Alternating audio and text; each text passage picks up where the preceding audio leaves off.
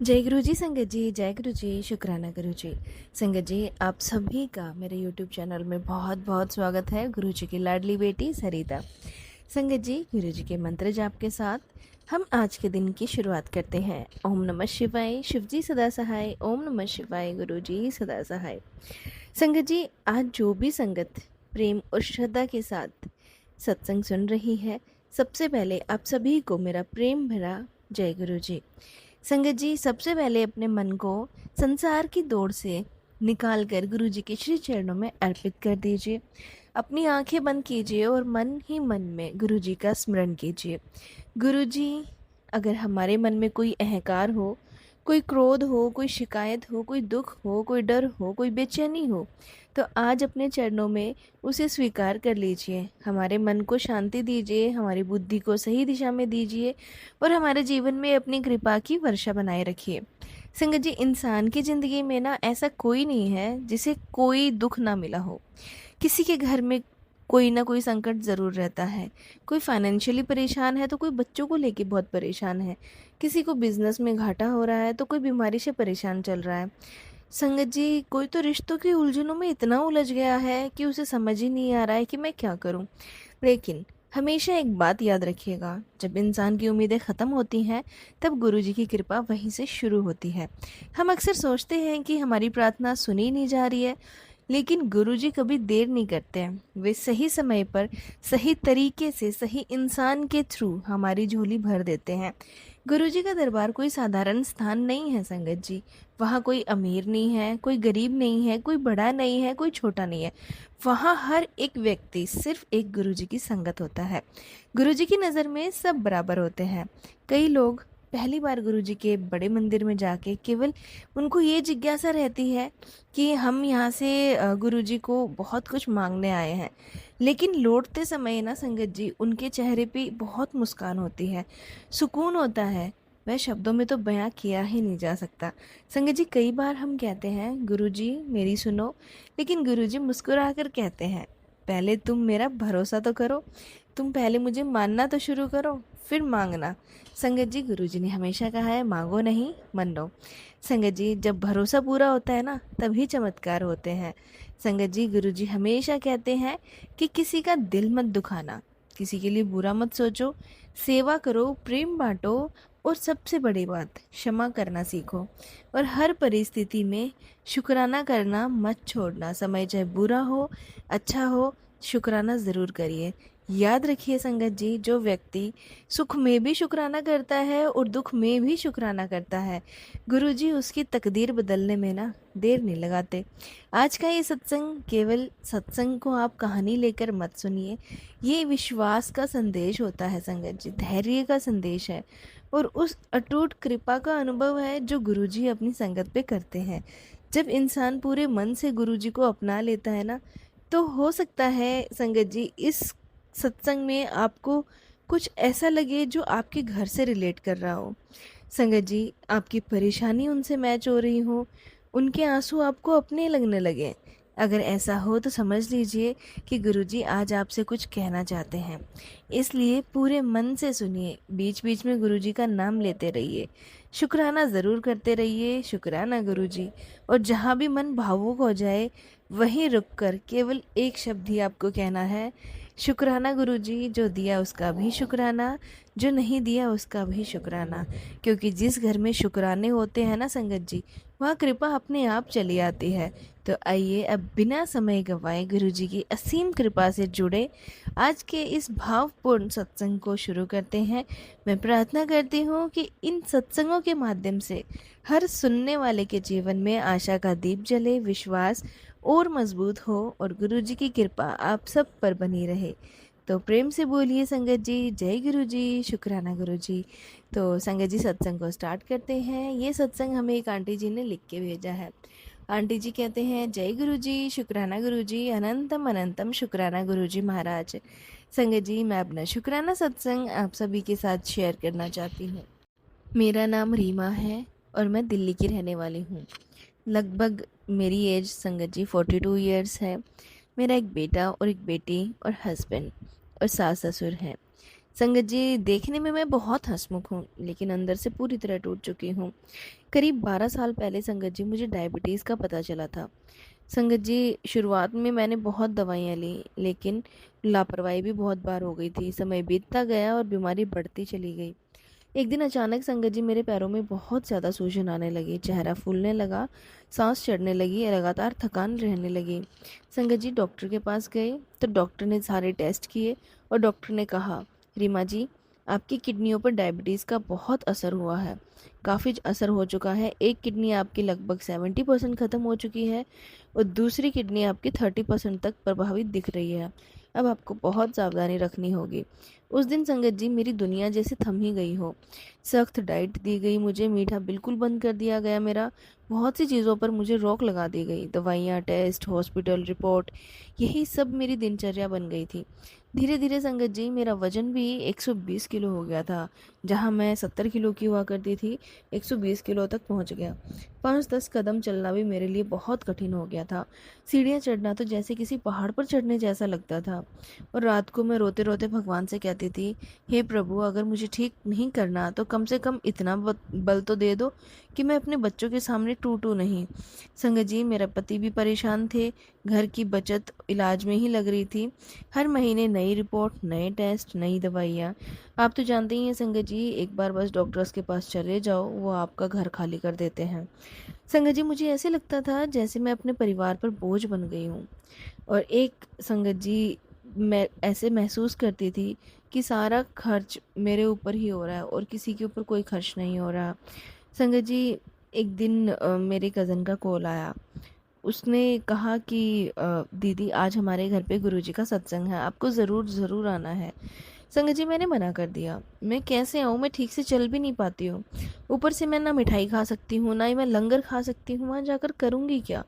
संगत जी, मेरे कज़न ने कहा कि दीदी, घर से कुछ मत खा के आना, गुरुजी का प्रसाद यहाँ बहुत मिलेगा, आप यहाँ गुरुजी का प्रसाद ही खाना। तो संगत जी, मैंने उसे तुरंत मना ही कर दिया।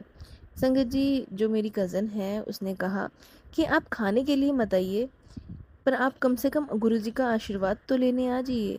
बाकी सब आप गुरुजी पे छोड़ दीजिए। क्योंकि संगत जी, मैंने खाना खाने से मना किया तो उसने ऐसा कहा कि आप गुरुजी का आशीर्वाद तो लेने आइए। संगत जी, पहले तो मैं नहीं मानी थी, आनाकानी करती रही, लेकिन बार बार उसके कहने पर मैंने उसे हाँ कर दी। सत्संग वाले दिन संगत जी, मैं अपने हस्बैंड का सहारा लेकर उसके घर तक तो पहुंच गई। वहाँ भजन चल रहे थे। पूरा वातावरण शांत था संगत जी, जैसे कोई बोल ही नहीं रहा हो। सब एकदम शांति से बैठे और अपनी मस्ती में झूम रहे थे। संगत जी, एक कोने में जाके मैं बैठ गई। वहाँ पे मेरी कज़न ने चेयर लगा दी और मैं वहाँ बैठ गई। संगत जी, वहाँ पे शांति देख के मुझे ऐसा अनुभव हुआ कि मैं अगर यहाँ नहीं आती तो बहुत बड़ी गलती मेरी रहती। मुझे पता ही नहीं चलता कि सत्संग ऐसा होता है। क्योंकि संगत जी, सत्संग हमारी नज़र में वो होता है जहाँ पे एक बाबा या कोई पंडित बैठा होता है और वो ज्ञान दे रहा होता है और हमें उसे सुनना होता है। तो मेरी नज़र में ये था सत्संग। लेकिन गुरुजी का सत्संग तो कुछ और ही था। संगत जी, मैं वहाँ मनी मन ये सब सोच रही थी कि मैं यहाँ कुछ मांगने नहीं आई हूँ, बस मुझे हिम्मत दे दीजिए। अगर आप में इतना क्षमता है तो आप मुझे हिम्मत दो कि सब चीज़ें ठीक हो जाए। संगत जी, सत्संग के बाद प्रसाद और लंगर बांटे जाने लगा। सबने संगत जी प्रसाद लिया। उसके बाद संगत जी, मेरी कज़न मेरी तरफ गुरुजी का कड़ा प्रसाद लेके आई। उसने बोला, प्रसाद दे लीजिए दीदी। तो मैंने कहा, मैं डायबिटिक हूँ, मैं मिठाई नहीं खा सकती। संगत जी, मेरी जो कज़न है वो मुस्कुराई, कहती, कोई बात नहीं दीदी, श्रद्धा से माथे से लगाइए, जितना आपकी सेहत के अनुसार उचित होगा आप उतना ही ले लीजिए। संगत जी, मैंने प्रसाद श्रद्धा से माथे पे लगाया और अपने डॉक्टर द्वारा बताई गई जितनी सीमा थी उसी को ध्यान रखते हुए मैंने संगत जी बिल्कुल थोड़ा सा कड़ा प्रसाद लिया। उस दिन पहली बार संगत जी मुझे मन का बोझ थोड़ा हल्का लगा। घर लौटी तो कई महीनों बाद संगत जी मुझे ऐसी नींद आई जैसी मैं सोई ही नहीं थी। बहुत गहरी नींद आई मुझे संगत जी। अगले दिन मैंने सोचा, अगर मुझे जीना है तो शिकायतों के साथ नहीं, अनुशासन और विश्वास के साथ जीना है। संगत जी, मैंने अपनी दवाइयाँ टाइम पे लेना शुरू किया। डॉक्टर की बताई गई डाइट को मैंने बहुत सख्ती से पालन किया। धीरे धीरे फिजियोथेरेपिस्ट और डॉक्टर की सलाह से हल्की फुल्की वॉक स्टार्ट की। हर सुबह मैंने संगत जी गुरुजी का नाम 5 मिनट में ज़रूर लेने लगी। उनका शुक्राना करने लगी, क्योंकि संगत जी जब मैं सत्संग ख़त्म हो गया था तो मैं वहाँ पे बैठी थी, तो मेरी कज़न ने मुझे सिर्फ़ एक चीज़ बोला, दीदी तू कुछ मत कर, सिर्फ़ शुक्राना कर, 5 मिनट सुबह 5 मिनट शाम को। और तू कुछ मत कर, तू नाम जप मत कर, कुछ मत कर, सिर्फ़ तू शुक्राना कर कि भगवान जो दिया उसका शुक्राना, जो नहीं दिया उसका भी शुक्राना। संगत जी, मैंने शुक्राना करना शुरू किया और मैं हर रात शुक्राना करती-करती सो जाती थी। शुक्राना गुरुजी, शुक्राना गुरुजी। 3 महीने बाद संगत जी मैं दोबारा टेस्ट के लिए गई। तो डॉक्टर ने रिपोर्ट्स देखकर कहा, स्थिति पहले जैसी गंभीर बढ़ी हुई नहीं है। कुछ पैरामीटर्स पहले से स्थिर दिख रहे हैं। आपने जो अनुशासन रखा है उसे जारी रखिए। मेरी आंखों में संगत जी वहीं पे आंसू आ गए। मैंने मन ही मन कहा, शुक्राना गुरुजी, आपने मुझे हारने नहीं दिया। समय के साथ संगत जी मेरा वजन धीरे धीरे कम होने लगा। यह कोई एक दिन का चमत्कार तो नहीं था संगत जी, बल्कि महीनों की मेहनत थी। डॉक्टर की सलाह और परिवार के सहयोग और भीतर जागे नए विश्वास का परिणाम था संगत जी। जो मतलब मैं पहले 5 कदम नहीं चल पाती थी, अब रोज़ थोड़ा-थोड़ा चलने लगी। जो हर समय मैं रोती रहती थी, अब दूसरों को हौसला देने लगी हूँ। एक दिन मेरी बेटी ने कहा, मम्मी आप पहले हर समय परेशान रहती थी, अब आपके चेहरे पर मुस्कान रहती है। मैंने कहा, बेटा बीमारी पूरी तरह चली जाए या ना जाए, लेकिन डर चला गया है तो इंसान आधा ठीक अपने आप हो जाता है। करीब 1 साल बाद संगत जी मैंने भी अपने घर में गुरुजी का सत्संग रखा। संगत जी मैं मतलब वही इंसान हूँ जिसे पहले 2 लोग सहारा देकर लाते थे। अब मुस्कुराते हुए संगत का स्वागत कर रही हूँ। सबके सामने संगत जी मैंने अपना सत्संग शेयर किया। मैं ये नहीं कहती कि मैंने दवाइयाँ छोड़ दी या इलाज की ज़रूरत नहीं रही। मैं दवाइयाँ भी लेती रही थी और इलाज भी करवाती रही। मैंने तो बस इतना अनुभव किया कि गुरुजी ने मुझे हिम्मत दी, सही रास्ते पर टिके रहने की शक्ति दी और निराशा से बाहर निकाला। उसी हिम्मत ने मुझे अपने इलाज और जीवन शैली को ईमानदारी से अपनाने की ताकत दी। संगत जी, कई बार गुरुजी की कृपा बीमारी को एक पल में मिटाने के रूप में नहीं होती, बल्कि हमें सही निर्णय लेने में भी होती है। धैर्य रखना, अनुशासन अपनाने और हर दिन लड़ते रहने की शक्ति देने के रूप में मिलती है। जब मन टूटता है तब विश्वास उसे संभाल लेता है। जब परिवार साथ देता है संगत जी, डॉक्टर सही दिशा देते हैं और इंसान उम्मीद नहीं छोड़ता, तब कठिन से कठिन रास्ता भी पार हो जाता है। आज संगत जी मुझे वो बीमारी बिल्कुल ठीक हो चुकी है, मेरी दोनों किडनियाँ बिल्कुल सही हो चुकी हैं, लेकिन संगत जी मैंने इलाज नहीं छोड़ा था। 1.5 साल तक मैंने पूरा इलाज करवाया, उम्मीद नहीं छोड़ी, हिम्मत बिल्कुल नहीं छोड़ी और शुक्राना करना तो बिल्कुल भी नहीं छोड़ा। मैं आज भी गुरुजी का शुक्राना उसी तरीके से करती हूँ जैसे मैं पहले करती थी। यही गुरुजी की सीख है संगत जी, विश्वास रखिए, सेवा करो, सकारात्मक रहो और हर परिस्थिति में शुक्राना ज़रूर करो। शुक्राना गुरुजी। संगत जी, मैं अपने सत्संग को यहीं विराम देती हूँ गुरुजी के मंत्र जाप के साथ। ओम नमः शिवाय, शिवजी सदा सहाय। ओम नमः शिवाय, गुरुजी सदा सहाय।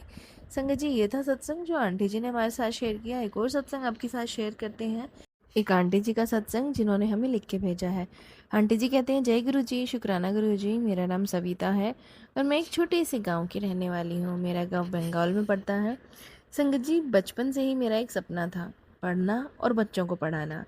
लोग कहते थे गांव के बच्चे कहाँ ही पढ़ते हैं, 2-4 साल में स्कूल बंद हो जाएगा। संगत जी, मैंने एक छोटा सा स्कूल खोला हुआ था जो कि अपने ही घर में था, 5 कमरों का स्कूल था। संगत जी, गांव के बच्चे कहाँ पढ़ते हैं, ये सब सुन के मेरा हौसला टूट जाता था, लेकिन मेरे मन में एक आवाज़ आती थी, अगर नीयत सेवा की हो तो रास्ता भी बनता है। संगत जी, मेरे पति राजेश मेरा सबसे बड़ा सहारा थे। उन्होंने कहा, बड़ा स्कूल नहीं बना सकते, लेकिन 5 कमरों से शुरुआत तो कर सकते हैं। बस संगत जी, अब हमने अपने ही घर में 5 कमरे खाली किए, पुराने बेंच खरीदे, दीवारों पर खुद से पेंट किया, ब्लैक बोर्ड भी खुद लगाया। पहले दिन संगत जी, हमारे आस पड़ोस के जो बहुत मतलब गरीब और मध्यम वर्गीय लोग थे, उनको उनके बच्चे आए, 5 बच्चे आए संगत जी।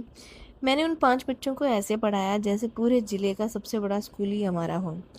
यहीं से होती है हमारे संघर्ष की शुरुआत। धीरे धीरे बच्चों की संख्या बढ़ने लग जाती है संगत जी, लेकिन स्कूल चलाना आसान नहीं था। कभी फीस नहीं आती थी किसी की, कभी बच्चों की किताबें हमें खुद खरीद के देनी पड़ती थी, कभी टीचर की सैलरी देने के पैसे नहीं होते थे। हमने लोन लिया संगत जी बैंक से, रिश्तेदारों से उधार भी लिया। सोचा 2 साल मेहनत करेंगे तो सब ठीक हो जाएगा, लेकिन संगत जी हुआ उसका उल्टा। कर्जा बढ़ता चला गया, हर महीने बैंक की किश्त, हर महीने तनाव। रात को मैं और मेरे पति हिसाब लगाते और आखिर में दोनों चुप ही हो जाते।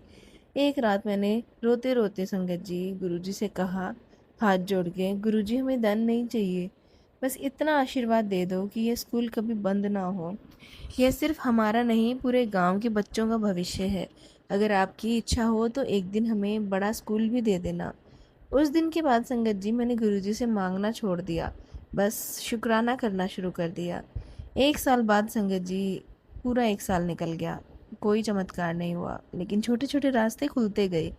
कुछ नए बच्चों के एडमिशन हुए और एक संगत जी डोनेशन हुआ। एक दानदाता ने हमें फर्नीचर दान दिए, क्योंकि हमारी स्कूल की फ़ीस मात्र 300 रुपये थी।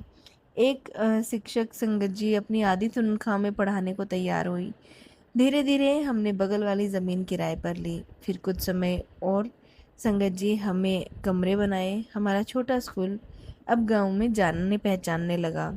संगत जी, उद्घाटन वाले दिन मैंने सबसे पहले गुरुजी की तस्वीर रखी, गुरुजी का स्वागत किया, और संगत जी मेरी आंखों में आंसू थे।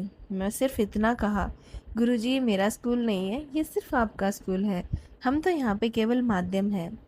लेकिन संगत जी, एक सुबह मेरे पति स्कूल जाते जाते अचानक गिर पड़े। उन्हें हार्ट अटैक आ गया और कई दिन हॉस्पिटल में रहे। हमने लाखों रुपए खर्च कर दिए। किसी तरह वो घर लौटे। मैंने सोचा अब सब ठीक हो जाएगा, लेकिन कुछ महीनों बाद डॉक्टर ने कहा इनकी दोनों किडनियां गंभीर रूप से खराब हो चुकी हैं। संगत जी, वो दिन मेरे जीवन का सबसे मुश्किल भरा दिन था। डायलिसिस शुरू हुए, हॉस्पिटल, मेडिसिन, रातें, दवाइयाँ और आंसू, बस यही हमारी ज़िंदगी रह गई थी। हर बार मैं गुरुजी से कहती, इन्हें ठीक करना आपकी इच्छा है तो कृपा कीजिए, और यदि आपकी इच्छा कुछ और है तो वो भी हमें स्वीकार करने की शक्ति तो दीजिए गुरुजी। एक दिन सुबह संगत जी डॉक्टर बाहर आए। उन्होंने धीरे से कहा, हमें बहुत अफसोस है। हम संगत जी डायलिसिस कराने गए हुए थे और संगत जी डॉक्टर ने कहा कि बस अब हम कुछ नहीं कर सकते, आप इन्हें घर ले जाइए, अब ये मुश्किल से 10 या 15 दिन ही निकाल पाएंगे। संगत जी मेरी पूरी दुनिया बदल गई, पैरों तले ज़मीन खिसक गई। संगत जी 2 हफ्ते ही निकले थे और मेरे हस्बैंड दुनिया छोड़ के चले गए। संगत जी मेरे घर में सन्नाटा छा गया। स्कूल का हर कमरा मुझे उनकी याद दिलाने लगा। ऑफिस की कुर्सी खाली थी, रजिस्टर वहीं रखा था, उनका चश्मा मेज पर रखा हुआ था। मैं उसे रोज़ देखकर रोती थी संगत जी। बच्चे भी कम होने लगे क्योंकि मैं स्कूल नहीं जा पाती थी। मैंने स्कूल जाना बंद कर दिया था। गम इतना बड़ा था संगत जी कि स्कूल कहाँ से जाए। अब यह स्कूल ज़्यादा दिन नहीं चलेगा, लोग ऐसी बातें करने लगे। कुछ टीचर संगत जी नौकरी छोड़ के भी चले गए, बैंक बैलेंस ख़त्म हो गया और कर्जा तो अभी बाकी ही था संगत जी। मैं खुद भी बीमार रहने लगी। संगत जी इतना तनाव, कमज़ोरी मेरे अंदर आ गई थी। डॉक्टर्स ने कहा आपको आराम की बहुत ज़रूरत है, लेकिन आराम कैसे करती? घर भी, स्कूल भी, बच्चे भी, सारी जिम्मेदारी मेरे ऊपर थी। संगत जी मेरे 2 बेटे हैं, एक बेटा मेरा 22 साल का है और दूसरा बेटा मेरा 15 साल का है। संगत जी एक दिन मेरा बड़ा बेटा मेरे पास आया, जिसकी उम्र सिर्फ 22 साल थी। उसने मेरा हाथ पकड़कर कहा, मम्मी आप रोइए मत, पापा का सपना हम दोनों मिलकर पूरे करेंगे। आप आराम कीजिए, मैं पढ़ाई भी करूँगा और स्कूल भी संभालूंगा। उसकी बात सुनकर संगत जी मैं फूट फूट कर रो पड़ी। मैंने मन ही मन कहा, गुरुजी आपने पति को तो अपने पास बुला लिया, लेकिन बेटे में वह हिम्मत दे दी आपने गुरुजी, इसके लिए बहुत बहुत शुक्राना। छोटा बेटा संगत जी उस समय छोटा था तो मैं उसकी पढ़ाई प्रभावित ना हो, इसलिए कुछ समय के लिए मैंने उसे उसके मामा के घर भेज दिया। यह फैसला आसान नहीं था, लेकिन कभी कभी माँ को अपने आंसू छिपाकर बच्चों का भविष्य चुनना पड़ता है। संगत जी मुझे पूरी तरह संभलने में 3 साल लग गए। इन 3 सालों में हर सुबह गुरुजी का नाम लेती थी, शुक्राना करती थी। हर रात को गुरुजी का शुक्राना करके ही सोना होता था। हर रविवार को मैं सत्संग सुनती थी और हर दिन मेहनत ये मेरी दवा बन चुकी थी। साथ ही डॉक्टरों की सलाह और अपना इलाज मैंने कंटिन्यू रखा। धीरे धीरे संगत जी मेरी सेहत में सुधार आने लगा। मैं स्कूल फिर से जाने लगी। संगत जी धीरे धीरे संगत जी स्कूल में बच्चे आने लगे, बच्चों की संख्या बढ़ने लगी। गांव के लोग कहने लगे, मैडम जी आपने हार नहीं मानी। मैंने मुस्कुराकर कहा, मैंने नहीं, मेरे गुरुजी ने मुझे टूटने ही नहीं दिया। एक दिन मेरा बेटा मेरे पास आया, उसने कहा, मम्मी एक अच्छी खबर है, हमें दूसरी जगह ज़मीन मिल गई है, हम अब नया स्कूल बनाएंगे। मैं कुछ पल तक उसे देखती रही संगत जी, फिर गुरुजी की तस्वीर के सामने जाके बैठ गई। मुझे अपने पति की बात याद आई, एक दिन हमारा बहुत बड़ा स्कूल होगा। आंसू अपने आप बहने लगे संगत जी। और मैंने अपने पति की तस्वीर से बात की और मैंने कहा, देखिए राजेश जी, आपका सपना आज भी जिंदा है।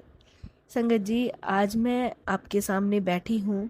कुछ ही दिनों में हमारे नए स्कूल का उद्घाटन होने वाला है। जब मैं उस नई बिल्डिंग को देखती हूँ तो मुझे ईंटें नहीं दिखती, मुझे गुरुजी की कृपा दिखाई देती है, मुझे अपने पति की मेहनत दिखाई देती है, मुझे अपने बेटे का संघर्ष दिखाई देता है, मुझे अपने आंसू दिखाई देते हैं संगत जी, जो आज शुक्राने में बदल चुके हैं। संगत जी, मेरे बेटे ने इतनी ज़्यादा मेहनत की कि 2 टीचरों का काम मेरा बेटा अकेले करने लगा। 2-2 सब्जेक्ट वो अकेले पढ़ाता था ताकि टीचर कम रखने पड़े।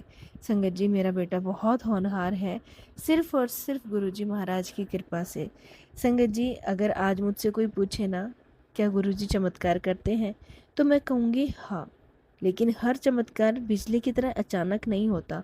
कई बार चमत्कार यह होता है कि टूटा हुआ इंसान फिर से खड़ा हो जाता है, अनाथ सा लगने वाला परिवार फिर मुस्कुराने लगता है, बेटा समय से पहले जिम्मेदारी बन जाता है और बंद होते हुए स्कूल में फिर से बच्चों की हंसी गूंजने लगती है।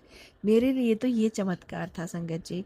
अगर आज आप किसी परेशानी में हैं तो हिम्मत मत हारिए, इलाज करवाइए, मेहनत कीजिए, ईमानदारी से अपना कर्म कीजिए और विश्वास बनाए रखिए। हो सकता है ना कि आपकी प्रार्थना का उत्तर आज ना मिले, लेकिन यदि रास्ता सही है तो समय आने पर कृपा का द्वार भी खुलेगा। संगत जी, इसी के साथ मैं अपने सत्संग को यहीं विराम देती हूँ। ओम नमः शिवाय, शिव जी सदा सहाय। ओम नमः शिवाय, गुरु जी सदा सहाय। संगत जी, ये था सत्संग। बढ़ते हैं अगले सत्संग की ओर, जो एक आंटी जी का है जिन्होंने हमें लिख के भेजा है। आंटी जी कहते हैं, मेरा नाम नैना है और मैं छत्तीसगढ़ से हूँ। संगत जी, मैं गुरुजी का बहुत बहुत शुक्राना करती हूँ, जो गुरुजी ने मुझे ये जीवन दिया, जो मुझे आज लाइफ ब्लेस करी है ना संगत जी, इसके लिए मैं सोच भी नहीं सकती थी। आज जब लोग मुझे हंसते हुए खेलते हुए देखते हैं ना, तो कोई अंदाज़ा भी नहीं लगा सकता कि मैंने अपनी ज़िंदगी के 10 साल किस दर्द में बिताए हैं। मेरी शादी संगत जी एक बहुत अच्छे घर में हुई थी। शादी के शुरुआती दिन बहुत अच्छे से निकले थे। मुझे लगता था कि मेरी दुनिया बस गई है, लेकिन धीरे धीरे मेरे पति की जो स्वभाव था ना, वो बहुत चेंज होने लगा। छोटी छोटी बातों पर उनको गुस्सा आने लगा संगत जी, ज़ोर से चिल्लाते थे। और फिर संगत जी, बात यहीं तक नहीं रुकी, फिर उन्होंने मेरे ऊपर हाथ उठाना शुरू किया। शुरुआत में मैंने सोचा शायद काम का तनाव होगा, लेकिन ये रोज़ का सिलसिला बन गया था संगत जी।